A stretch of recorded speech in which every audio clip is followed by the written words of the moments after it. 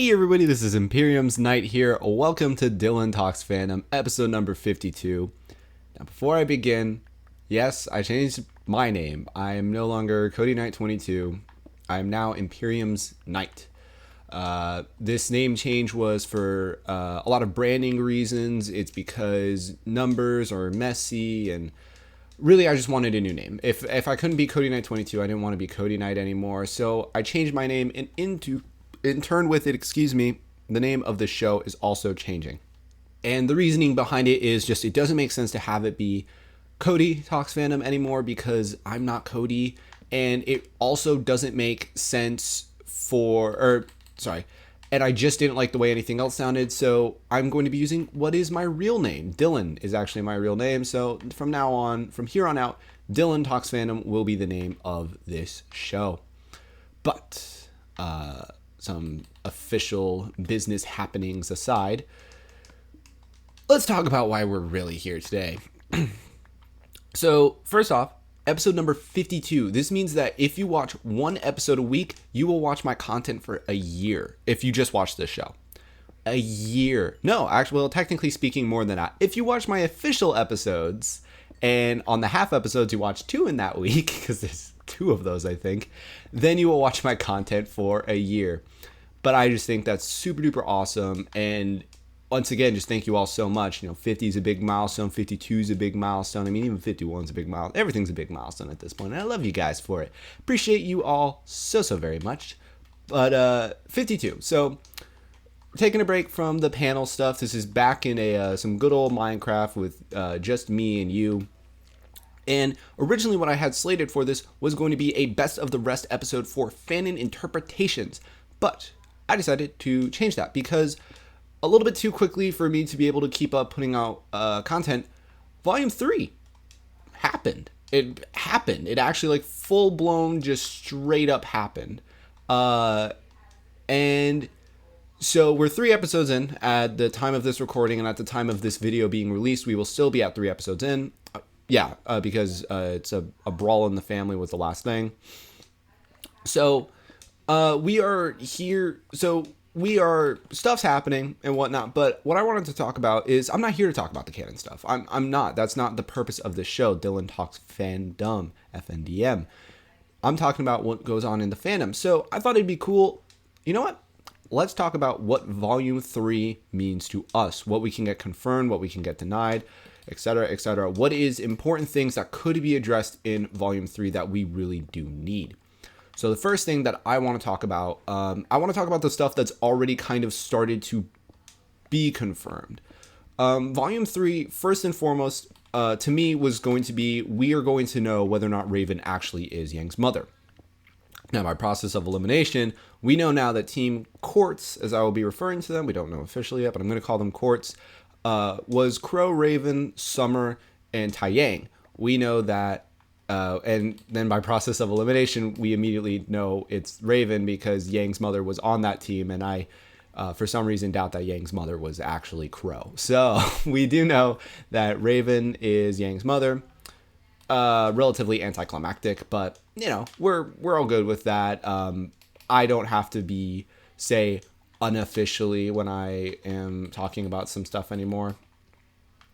The next thing that Volume 3 would mean to me was what was announced at RTX. So going through that list would be Auburn. We would get to know a little bit more about Auburn, and we got to know a little bit more about Auburn. We still don't really know a whole lot. They're not going to be core pieces to the show, and I personally am 100% okay with that. I'm actually more than okay with that. I'm ecstatic over that. I do not want this to be a slew, but you get to see them fight. You got to kind of know a little bit about these characters through the way that they fought. And I'm also really, really happy about that. Kind of getting to know characters before you get to know characters. Or without getting to know the characters. And that is also true for some of the other teams. And I apologize for not having their names with me. When I edit this video, if I'm not super lazy, I'll insert the names of those teams here. But the other teams that we've gotten to see fight so far, that's also the same story for them. So that's the other thing that we got to learn. And then after that, the next slew of things are, well, some blood ties. Winter Schnee and Crow Bramwin. Winter is Weiss's older sister. She's been hinted at throughout the course of the show, and people kind of developed a persona of her. And the initial persona was that she was a younger sister due to the fact that Weiss is an heiress. We now know that Winter is an older sister, so we're all just kind of like, what the fuck? Like, why is this? But most importantly, what is Winter like? What is Weiss's relationship with her sister? Because Weiss doesn't seem to have a very good relationship with her family, just as a general rule. Now, how different is Winter? Where does Winter fall on that spectrum? And it seems to me like Winter, and so far we have gotten to learn some stuff, but the initial reaction was everything under the sun. Was people talking about how Winter was going to be this character who would be strict and authoritative, or like the one person who truly did love Weiss, or this like XYZ. Like, there was everything in the kitchen sink was basically what the possibilities were for Winter. And ultimately, she was both of the examples that I gave. She's very strict. She's very authoritative, very military, very militaristic. Militaristic? What would that word be? That's not a real word, is it? You know what? Fuck it. It's a real word. I'm a host of the show. I make my own goddamn rules. And at the same time, she's also showing that she does care a little bit. There is something, and that's what we've gotten to see for canon so far. I probably should have said spoilers going into this, but I sincerely hope that all of you would watch RWBY before you would watch this show. And we got to know that about Winter. We got to know that about Weiss's relationship with the family. This means that she was probably the person that within Weiss's family she was the closest to. And that is so important to what we know. And as a fandom, we can take that and we can do so very much with it. The next blood tie would be Crow Bramwin. There was a lot of discussion about who Crow would be, and it was all kind of centered around, a lot of it predicated upon the fact that you have RWBY. I just realized I gotta change my sign.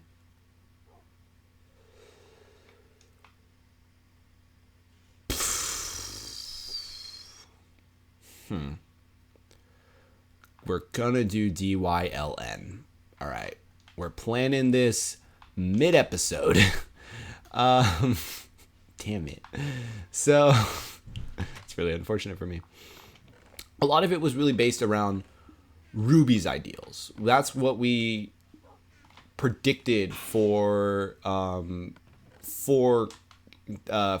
because RWBY talks so highly of him. So we talked a lot. So the discussion was basically, well, this is what RWBY would like. This is RWBY. This is, and that's not actually what has happened so far. Crow is very, very different from, Crow is very, very different from what RWBY.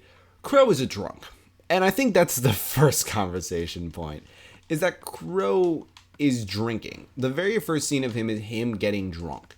And then the question for me became, okay, well, is this just like, he's just going into it? And then Glinda said he's always drunk. So Crow's an alcoholic, which, in thinking about it, when one of your teammates is dead and the other has left you completely, that's actually not that outlandish.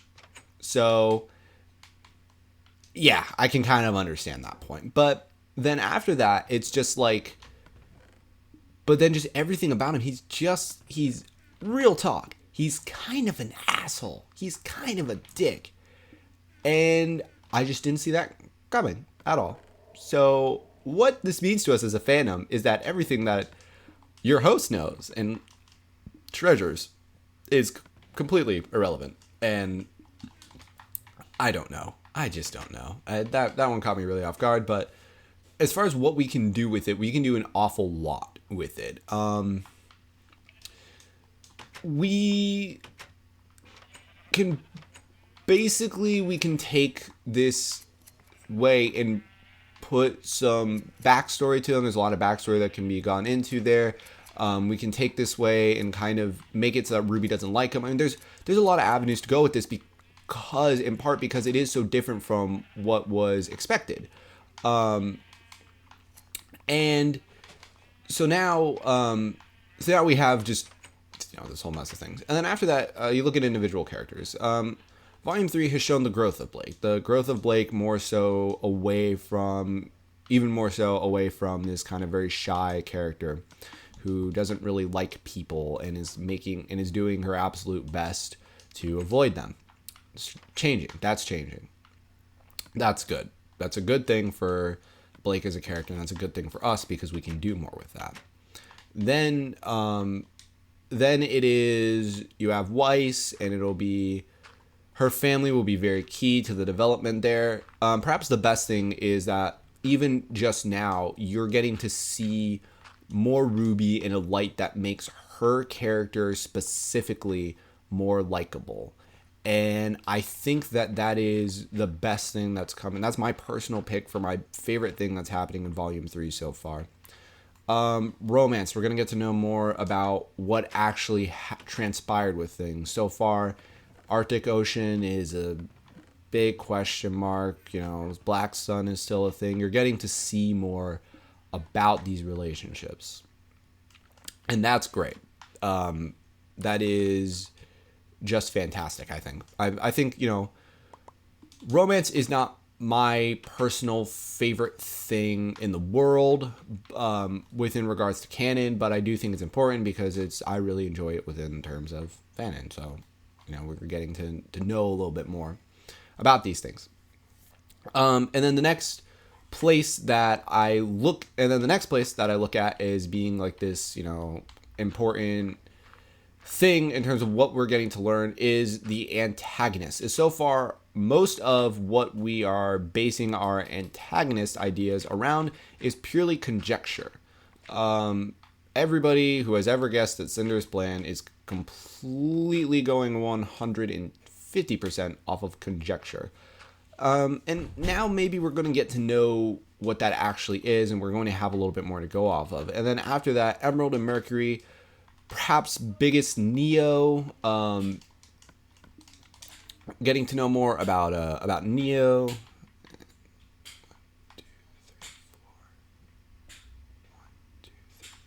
Okay, I just died this for no reason, basically. We're getting to know more about Neo. We're getting to know more, maybe even about Roman in the process. We were promised a Roman Neo arc, but would it be the first time that we're promised an arc and we don't really get it? Cough, cough, Pyrrha.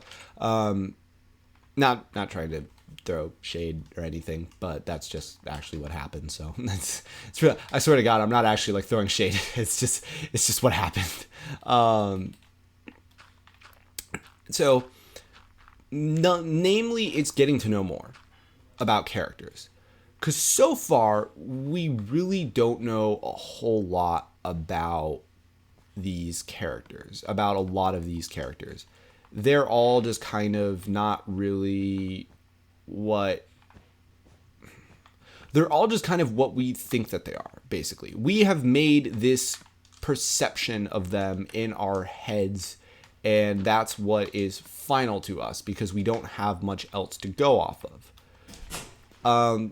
And so now maybe that won't be true anymore, or as true anymore. It's impossible in one volume to develop all of the characters at exactly the same time. You have to have a lot of offhand development for that to happen, which is very good because that's what they're doing with RWBY right now. Namely, we're going to get to know more, and this is a cool thing to me, about where exactly these people stand as fighters, and that's due to the Vital Festival tournament. That tournament is going to showcase how exactly all of these characters stack up as fighters. And that to me is big because I don't know about you, but I've seen an awful lot of things in the fanon where characters fight another character. And, if it's Pyrrha, they'll win because it's Pyrrha. And if it's Jean, they'll lose because it's Jean. And if they're Ren, they'll lose because it's Ren. In a straight 1v1 fight. I also should say that. And that's just kind of what we have to go off of so far. We don't really know what these exactly where these characters actually stack up as a whole. If blank fought blank, who would win? We don't know that so far. And we're going to learn that now. We're actually going to get to know the answer to what happens if blank fights blank. And well, we won't get to know all of them, but we'll have a better understanding of that. We're going to learn better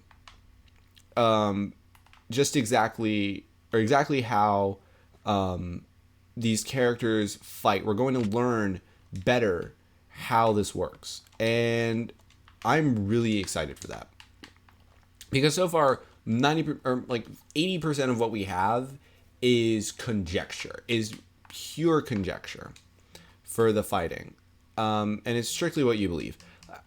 I still stand by it, and I know that nobody else does, so it's just me. I still think that Blake is one of the weakest fighters that's there. She's the weakest fighter on RWBY, in my opinion. The weakest one versus one, straight up, I'm going to punch you in the face style fighting. Not because she doesn't punch people in the face, but because she just doesn't fight that way. I've maintained that. She's one of the very few characters that we've seen lose literally everything, or almost literally everything. She's not moving on. So there's a reason for that. Now, I actually don't think that the reason supports my logic, but just the general idea is there. So we're going to know more about that. That's the next step, is the fighting. Beyond just the characters' personalities and the way that beyond the characters' personalities and just the way that shit is we're going to learn about that. We're also going to meet people. And now this isn't kind of an interesting thing. I very briefly glossed over the stuff that was revealed at RTX with Auburn, and Crow, and I didn't actually really briefly go over those, but with Auburn and Crow and, kind of that whole shebang. But we're going to meet people. We're going to get to know new people. And that's going to change so much again of what we do, because when we meet people, that's a new avenue for us to do stuff with. That's a different group that can be included and is just like, there we go. Get rid of that now.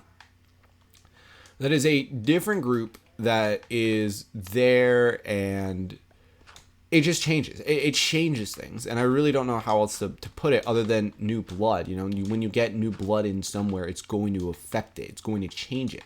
Anybody who has a job can tell you that, is that when new people work there, whether or not it's for the better or for the worse, it changes. Things change just because that's the way that different people, that somebody new is that they change things. You don't have two carbon copies of people, despite the jokes that, it's like, oh, you're just like this guy. No, that doesn't happen. So that's going to mix up not what we can and can't do, but what we do and do not do. That's going to mix up.